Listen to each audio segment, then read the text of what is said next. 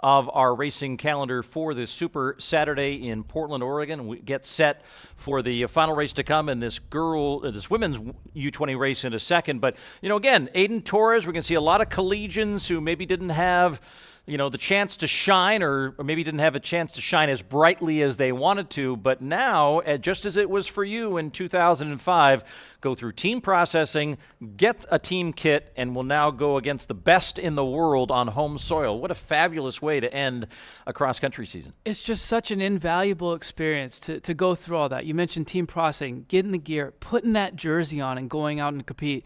And a lot of these athletes that he's going to be running against at the world stage on the U20 race, they're going to be his peers, and they're going to be the ones as he progresses that he's going to be competing against if he wants to be one of the best in the world someday. All right, we're going to regroup and get ready for this final race of U20 action from Portland as we celebrate the pride of Texas. Aiden Torres is your USATF men's U20 champion.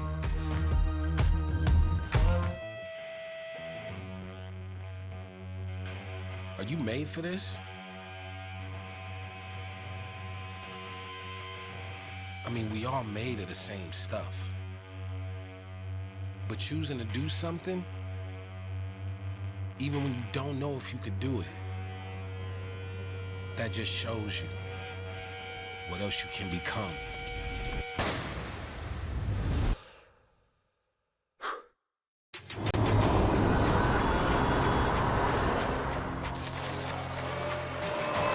History at Nike Indoor Nationals.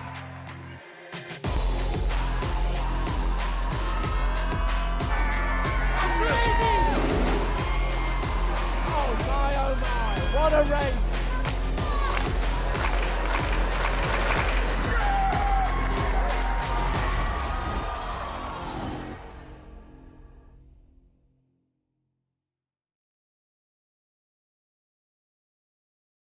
Save my cat! Whoa, I got it. He passed on the last height, leaving everything up to this third and final attempt. Here's the takeoff. Beautiful form.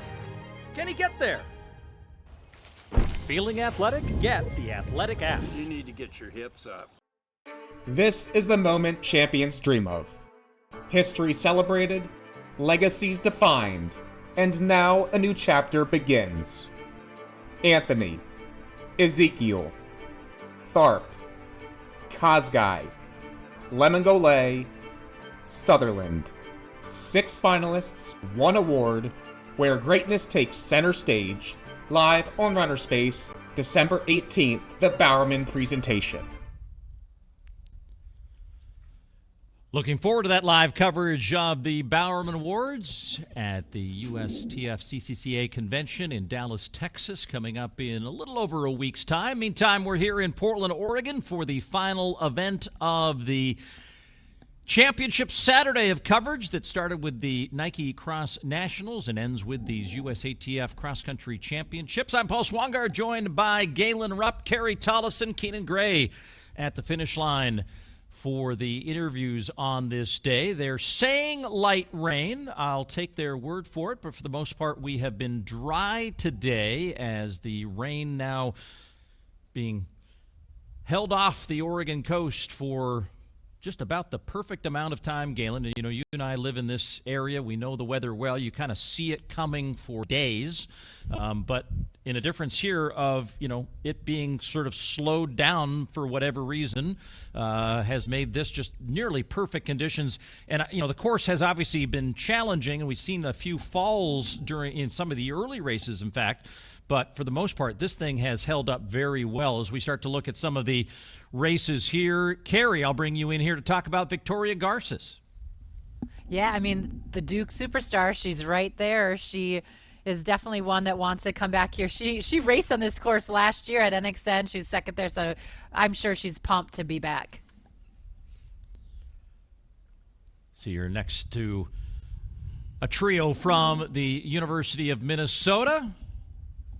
I guess you can be friendly if you're in. I thought you were saying stay out of my starting box. There's not enough room. Oh, no. Garce is saying this is ACC territory. You stay in your little Big Ten lane. Well, hey, they all know each other, but I think when you're Nora Hushhagen right there, she loves to race. She's very good, two-time Minnesota State champ in cross country, and I'm sure this is also where you get to meet people and you have like lifelong friends. I don't know about you, Galen, but I have very good friends from this age and from even when I was running in the youth level. They've stuck with me for years, so it's really fun experience that way as well. Yeah, it's really cool. You know, you come up with the same group of people, and you know, you train together. You race against each other for years and years and years. You definitely build up those friendships, and you're hyper competitive when you get on the starting line and in the race. But afterwards, it's always great to be able to hang out and have a good time. So again, a reminder: there are 6 spots on Team USA at U20. 5 will come from this race. 1 will come from the results of the top finishers at NXN. Zariel Makia is here. She is the defending champion. However, because she is 19, she actually ages out of under 20 at the end of the calendar year. So there are many athletes here who are potentially not eligible to make the team. And, you know, saying that, I should have gone back, and we didn't do this in real time, but maybe we can go back and maybe confirm that all 5 of the first 5 across the line in the boys race were also actually eligible based on age. We'll focus on that after the following race unfolds in front of us, the very final race of the day in Portland, as the U20 women are out on the course to race 6 kilometers. Well, this is one of my favorite things about cross country is getting off the line and getting out hard. I have a daughter who's now racing, and it's just so much fun. Like, I think, Galen, you just said it in the last race. Like, send it. This is where it you know, is where you can see what you're made of and just go for it. And I think that a lot of these athletes here are looking for that day, like a breakthrough day. They've had a lot of training here. They've been putting in the strength work, maybe not quite as zippy and fresh as they would be on the track, but they're definitely in really good shape to go and see what they're made of. But Paul, I don't see Zariel in this pack up front. Normally she'd be right up in the lead. That is very true, and it obviously is based on what we saw in the original start list. And I even look back here, I don't know if I see her at all in the field. Again, that was a planned entry into the field. We prepared for the plan that she was going to be racing here, but we'll focus on the people who are here now as we get into the racing. And note, as I just confirmed, I don't believe any of the 5 who finished in the top 5 in the boys race were not eligible to make the team based on their age, but someone like Victoria Garces, we're told, is in that category where she may not be eligible, but we'll confirm all of those things at the end as well. Let's just focus for the moment on the racing at hand. We've got some familiar singlets here, including NC State. And when you talk about NC State, Carrie, you know, your reflections on what you witnessed in Missouri with NC State on the back on top of the podium as the NCAA women's champions. Yeah, one of my favorite quotes from that weekend was, I think it was Grace Hartman, said that they could field 2 national caliber teams. They have such depth there and so many people that they could definitely have fought for another NCAA cross country championship with almost a whole different lineup. So you could just see that they have such camaraderie. They're really excited about running well together, and we can see that with an NC State gal right there in second place.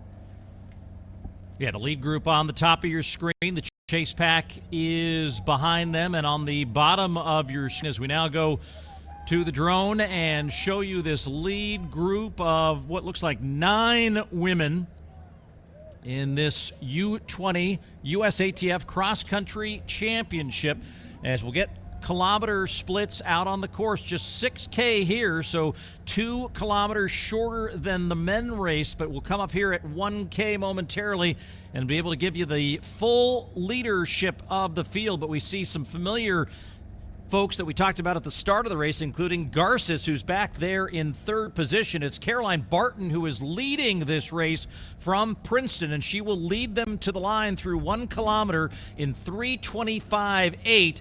Daniela Scheffler of NC State is in 2nd. Garces 3rd. Abigail Sewell of Cincinnati in 4th. And Arabella Nelson of Oklahoma State back there in 5th.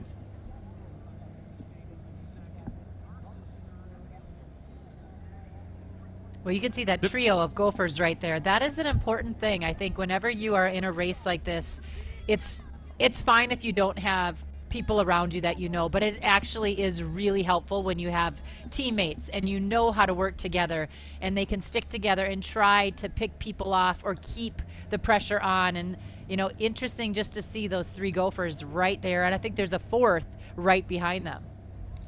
Three gophers on a golf course is something out of a Caddyshack down memory lane. What are we going to do if we kill all the golfers? But, yeah, I think to your point, it's nice to have some familiar teammates around you and continue to work your way back into this race. Still, you know, relatively a long way to go here, Galen, but because it's only 6K, you know, you can't let the leaders get away from you, particularly if you're trying to make that top 5 and make the team.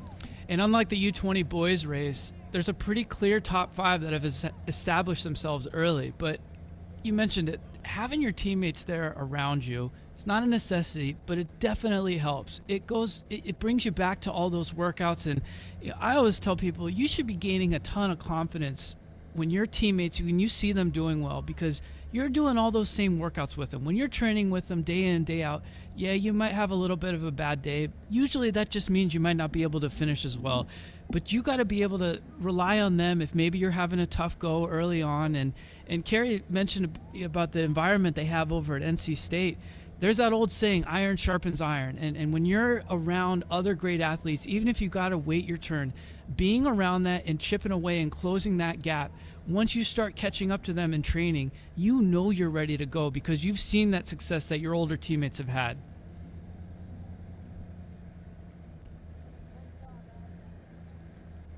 So Barton continues to lead here as they are working their way through the second kilometer of the race. You see the athletic course tracker carrying them now from west to east here at the Glendevere Golf Course. But the top 3 have stayed the same here through the second kilometer with Barton, Scheffler, and Garces.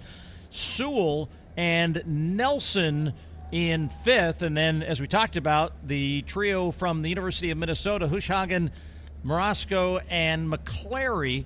As look at the the remnants of that portion of the golf course as they come off that hill, is the just trying to get the heel on the ground is probably the bigger part of the challenge here. Is the footing is getting very much a true test of cross country.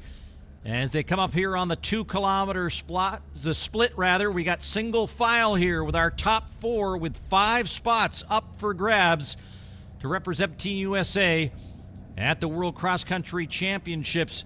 And Barton is going to go over that timing, Matt, at 2K with the lead, covering the last kilometer in 3:25.4. So it's Bartlett, Scheffler, and Garces. And then about 4 seconds back to Sewell. Nelson is in 5th, and Hushhagen is right alongside her now as she is almost right on that 5th place runner as we move now to kilometer number 3, Carrie. Yeah, it's interesting that Barton went through the first K in 3:25, second K in 3:25, really locking in, but now she's getting past. And the interesting thing is the men's race had such a pack, and the women's race here, definitely a little bit more aggressive from the start. And having a change of lead here, it's just it's so fun to watch the different styles. To me, that's always been the fun part about championship racing too. I know there's a lot of value in going for times and sitting, getting on the train and just being pulled to unbelievable PRs, but I love watching racing, and I love seeing, the different styles that Carrie just talked about, and not knowing what's going to happen. In a pace race, there's actually very little thinking that goes on. You know what the pace is going to be. All you have to do is settle in. You're trying to relax as much as possible. Here in a championship cross-country course, you're having to deal with footing. You're having to deal with surges, navigating all those turns, and you don't know. It could be a case where somebody takes it out hard from the start. Somebody could surge in the middle. Sometimes it comes down to a kick. And to me, that's always been the most compelling and most fun thing to watch about distance running. You can see the long shadows now out in front of those runners. Beautiful pictures here in the latter stages of a Saturday afternoon in Portland, Oregon, as we near the 9-minute mark of the USATF Under 20 Women's Cross Country Championship at 6K. And North Carolina State, no stranger to the lead, has the lead now. Daniela Scheffler of NC State with Garces in tow. Barton, who had the early lead, trying to stay with him, but you can see the look on her face. She is doing everything she can not to lose traction right now, Carrie, because this is an important moment of the race to stay in the mix with, again, 5 spots up for grabs for Team USA. Yeah, as Galen said in one of the earlier races, when you work so hard to put on a lead like that, to get a little bit of distance, you got to keep fighting through. And this is that moment for her. It's like a make or break moment. What do I do? Do I stick with these two that are pulling away from me? When Barton's got to keep her eyes up, she's got to keep chopping those feet up those hills. She's got to work hard on the downhill. Don't let this slide away. Just keep on working. But as you can see, we really see Garces is trying to take off, and she has, I'm sure, a lot of good memories and maybe a little bit of a sour taste in her mouth when she thinks back to how she ran here at NXN. So good, but always wanting more, right? And so you can tell that she's got a little bit of intensity to be in the lead and maybe to go after the win. But look at now, as I say that, then there's a switch in lead. Another change in the leadership here as Scheffler moves back to the front ahead of Garces. You know, I saw Barton take a big look back after we talked about her trying to stay with the leaders, and now you can see she's got a loss of about 10, maybe 15 meters to the 2 in front, and got a couple of people chasing her from behind here that will be able to reset in a moment as Barton tries to hold on to third place through 3 kilometers. So we're halfway home. We've got 4 through the 3K split with Scheffler, Garces, Barton, and then 7 seconds back of Barton is Abigail Sewell, who's been running a very smart race. The University of Cincinnati standout, just trying to take each kilometer in a very sensible fashion and hoping now maybe as Barton begins to lose a little bit more traction to those leaders, might be in a position to pick her off. And this is where, as an athlete with Barton, you really figure out what you're made of. It's a challenging spot. You either have to commit to keep trying to push, or sometimes it almost makes sense to just sit back and relax. If there are people coming up, regroup yourself, say, hey, I'm going to relax a little bit, but once these athletes catch up to me, I'm going to get back on that train, and then you got to focus back up and try to relax and regain your confidence, because everybody is going to go through these rough patches here, and it's the ones that learn to manage it that end up making teams.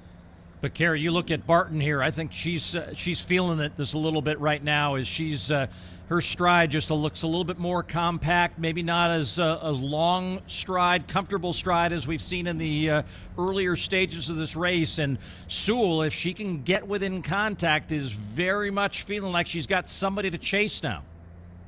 Yeah, I mean, definitely. I think Sewell's got to keep her eyes up, and she can see what we can see, right? She can see that her stride isn't quite as fluid. But I agree with Galen. You know, it's hard to sometimes let everyone know what we mean. But if you're not going for the win up front, we obviously need to keep racing, right? But this is where, too, you have to make that decision.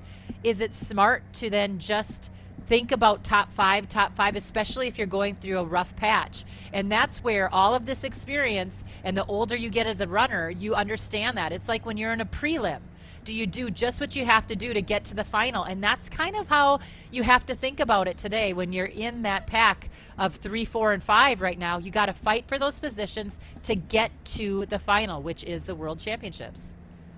And there's a natural tendency to feel as an athlete in that situation that I have to push myself as hard as I can all the time. Mm-hmm. You know, I don't want to give up any time. And sometimes you've got to take a deep breath, take a step back and say, look, I'm in a qualifying position right now. I'm not feeling very great.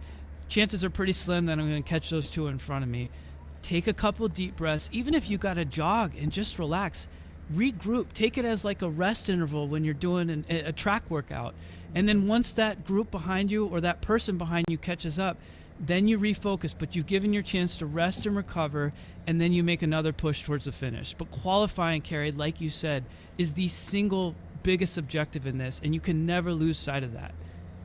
Yep. Running into that sunshine. as they go towards the western edge of this course. At Glendevere Golf Course, you see Barton now with that lead still on Abigail Sewell in the battle for third and fourth. These folks trying to make the team, but also maybe thinking about a podium finish as well if you could finish in that top three. Scheffler, who was the Ohio High School cross-country champion a year ago, 10th at NXN last year, in this battle now with Victoria Garces, who was the runner-up in NXN last year. So this is a little bit of a rinse and repeat to some of the highlights we showed from a year ago, but they're now in this stretch of the race, Carrie. This is the same part of the course that you finish at NXN. This has got to be a deja vu moment for both of these gals as they start to really try to turn the screws, and really now more than ever, Scheffler going to the arms and trying to wind this up for the race for home. Oh, you know they remember that they've both been on this course. You know they've looked at that to see what kind of times they've run, what kind of position they were in. And that comes down to this final 800 meters here. Who's got it? NC State? I don't know. She has had all of these athletes. Scheffler has had all of these athletes that she's been looking at and trying to compete with to make that top 7 on her team. You know, she's got a little chip on her shoulder, but Garces too. You have to believe that she's thinking about where she finished last year. It was awesome, but she wants to be in the one position closer to the front, which would be number 1. So lots of things riding on today. Little less than 2K to go as they add that little loop here to the course before they come back around and hit those terraces to the finish line. As you look at the top of this group and you think about the race for the 5 spots for Team USA, Hushhagen on a little bit of an advantage now on her teammate Marasco Johnson, who's in 6th position, as it looks like Sewell's comfortably about 18 seconds in front of Hushhagen, sitting there in 4th, and 8 seconds back of Barton, who has lost traction with Garces, and Scheffler with 2K to go. This is my favorite part of the course, where they have to just get gritty here, get up these hills, know they're going to have to start kicking pretty quick, but they're just moving. There's still a little bit of climbing left to go. It's interesting looking at the faces of Scheffler and Garces right now. Scheffler almost looks like she's on the attack. She's trying to, set the pace, make a little move, and Garces for the last couple minutes has been more about just hanging on, staying in contact, and conserving energy. And again, you see them going around, taking different paths around these turns. Sometimes these little turns can be a great opportunity for you to make a little move, and that little crack can turn into a big gap really quickly. We're into this lollipop section of the race course, and here's one of those points where we have seen some slipping going on. They both attack that corner pretty deliberately and both keep themselves on their feet, but you can see as Garces looks to the watch, trying to gauge where she is in relative sense to the finish line, half stride ahead of Scheffler. As the course tracker shows you, they're coming up on the 5-kilometer mark. Barton with Sewell behind her. The difference of time was about 9 seconds of those two at 4K, and I think that margin has closed here in the last few hundred meters.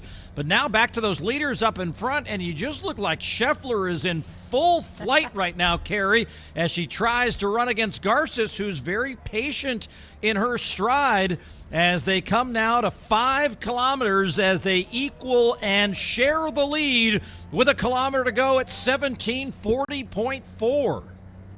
Yeah, you can see Scheffler's really trying to keep the lead. She wants it really bad. Garces just keeps coming back up on her, and then Scheffler puts another surge in. How many surges does she have to do to try to break Garces? And I don't know. Garces is fighting her way back every step of the way.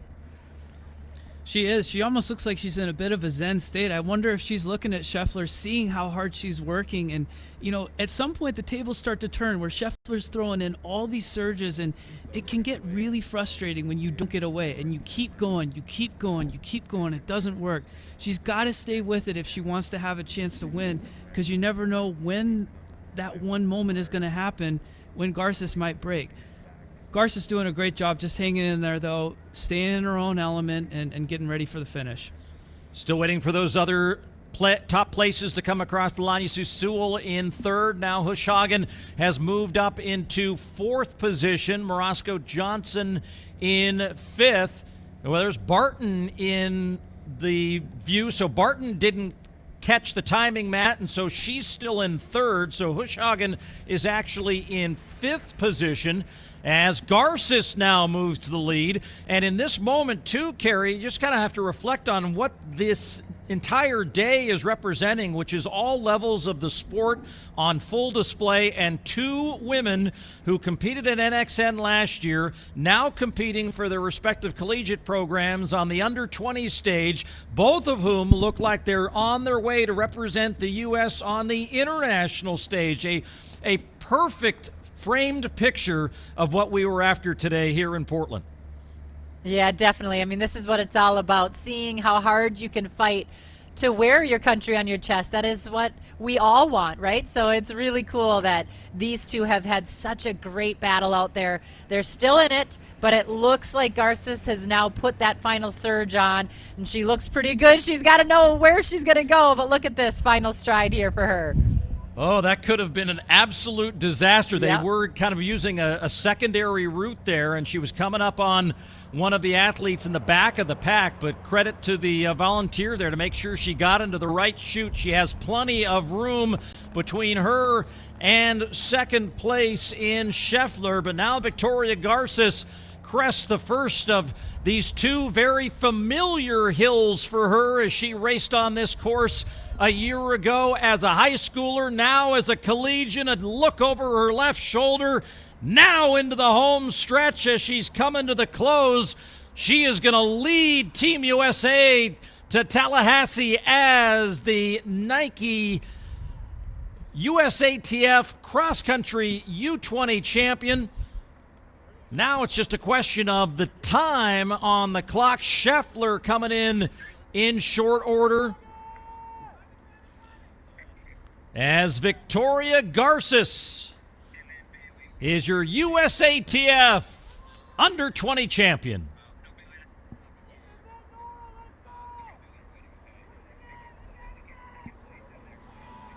And coming in here for a great second-place finish, Scheffler of NC State, well ahead of the rest of the field, Carry. A very dominant performance. And credit, too, here to Barton. She has held off Sewell all the way to the finish line. Thought maybe she had run out of gas, but she has done a great job of regathering herself and her pace and is going to finish here in the top three. Barton had a phenomenal race. I mean, maybe you had to go into conservation mode, right, just to make sure that she had enough to finish, but she took it out. She went for it. Scheffler was right there. Garces was right there. But here we are. I mean, those were the top three in the very first 3 kilometers of this race, and that's how it ended up. It's just tough running from Barton. And I know that she probably was hoping to win the race or finish higher, but for her to hang on for third, and that's a real big mental victory for her. And that is going to be such a big confidence booster for her to know that she can hold on. It's not easy sometimes when you go out a little too hard. We've all done it as athletes before, but knowing that you can survive that and weather that storm and still get through to make a U.S. team, just a tremendous performance from her. Agreed. As you see the Minnesota Gopher teammates come across the line, Hushhagen and Morasco Johnson. And let's give Villanova credit where credit's due. Carrie, bring her home. Yes. Oh, she looked good. Maeve Smith just kind of taking her time throughout the race, and she had a good finish there, so congratulations to her. Put your V's up. It's almost basketball season. No, college basketball season started. Yeah, it has. Like a month ago. Welcome to the party. Hey, can I just say started. that, The real season starts in March. We all know that. Yeah. listen, Con Knippel is my best friend and my center from high school. That's her son. So he's going for Rookie of the Year in the NBA, peeps. That's my guy. I know who to call for tickets. He's on a tear. He is. All right, we've got a winner at the finish line with Keenan Gray. Let's hear from Victoria Garces. Thanks, Paul. Victoria, you know this course better than everybody. You were second here last year in Nike Cross Nationals, now a U20 champion. Just, describe the moment and what this means to you. It's so exciting to come back. I knew after second place, to arguably the greatest athlete in high school history on the women's side, that was a great achievement. But getting to come here and get first place, even if it's a different race, is still so exciting. This is just such a historic course. Long season. What'd you learn about yourself here in this first year of collegiate racing? I think I actually really like the 6K. The extra K suits me. I'm more of an aerobic person, I'd say. And it was super fun to get to learn from my teammates and how racing with teammates and not always finishing in the front of races. Certainly not. Definitely more in the middle and just learn so much from that hopefully I can keep growing and learning more from each year and then NCAA. Time to shift to the indoor season, but also watch more Duke basketball, right? Yes, definitely. Congratulations, Victoria. Thank you. Our thanks to Keenan for those interviews on this Super Saturday as we wait the final runners here as we're getting close to the 4 o'clock hour. The sunset here in Western Oregon about 24 minutes after 4 o'clock as we're closing in on the darkest day of the year, but still some daylight to bring the rest of this field home. And Carrie, as we reflect on this entire day, but most certainly these last few cross-country races, you just don't walk away from this day or this weekend worried about the state of distance running, the state of cross country. The signups for Nike Cross Nationals were record setting. The interest in this U.S. Cross Country Championships because of the hosting of the event in January. It's just we've already been past Thanksgiving, but there's a lot to be thankful for. Oh my goodness, this is where it's at, and this is, I think, where everyone falls into love of distance running. I mean, this is on the courses with your friends, doing your braids, putting your glitter on your face, doing all the fun things that you get to do. And I just loved it. It has been a phenomenal day. You guys have had a really long day, but you crushed it, and I can't wait for next year.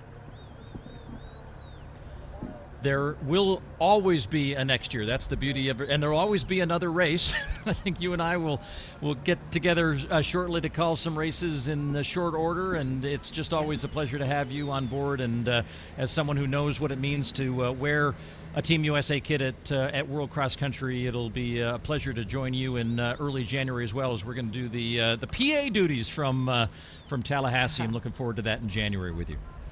Yeah, and I hope all of these athletes today understand how proud we are that they are the ones representing us.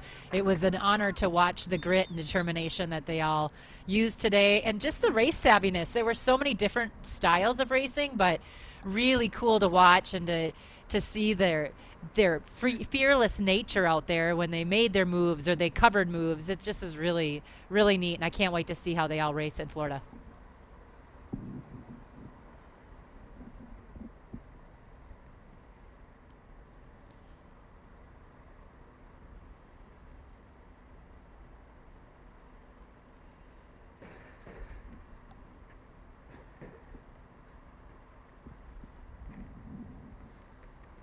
And there's the group that will represent Team USA in Tallahassee.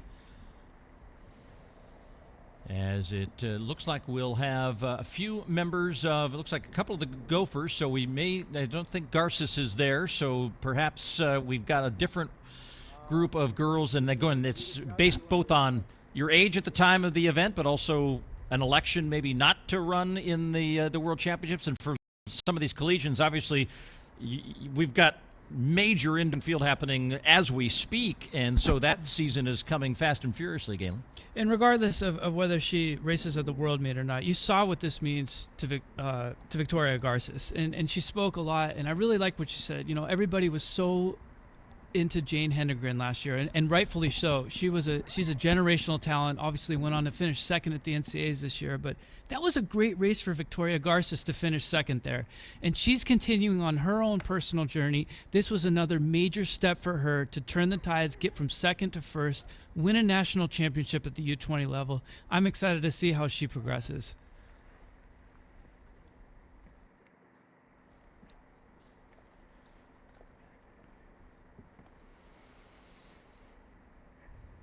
Great shots there at the finish line as we wrap up the day and bring you back into the studio. Paul Swungett along with Galen Rupp as we've had, yes,